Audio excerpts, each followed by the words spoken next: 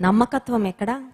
ఒకవేళ సీసీ కెమెరాలు పెట్టి నీ బాస్ నిన్ను గమనించకపోవచ్చు నీ ఆఫీస్లో, కానీ నీ పరలోకపు బాస్ నిన్ను ఎప్పుడు గమనిస్తూనే ఉంటాడు. ఎవరికి లెక్కప్ప చెప్పాలి? At the end of the day నీ బాస్ నువ్వేం పని చేయకపోయినా 8 గంటలు నువ్వు ఉద్యోగంలో పని చేయాలి, కానీ 4 గంటలే పని చేసి ఇంకో 4 గంటలు టైంపాస్ చేస్తున్నందుకు నువ్వు అనుకుంటున్నావేమో తక్కువ పని చేసి ఎక్కువ జీతం తీసేసుకుంటున్నాను, నా బాస్ కళ్ళు కప్పేశానని ఒక హీరోలా ఫీల్ అయిపోతున్నావేమో. కానీ దేవుని దృష్టిలో నువ్వు జీరోలాగే ఉన్నావు, ఎందుకంటే నీలో నమ్మకత్వం లేదు కాబట్టి.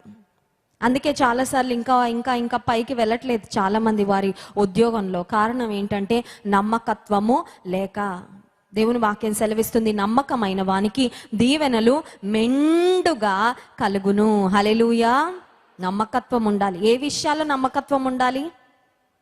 దేవుడిచ్చే ధనం విషయంలో నమ్మకత్వము ఉండాలి, దేవుడిచ్చే సమయం విషయంలో నమ్మకత్వము ఉండాలి, దేవుడిచ్చిన బాధ్యతల విషయంలో నమ్మకత్వము ఉండాలి, దేవుడిచ్చిన జీవితాన్ని కూడా నమ్మకంగా దేవుని కొరకు బ్రతకాలి.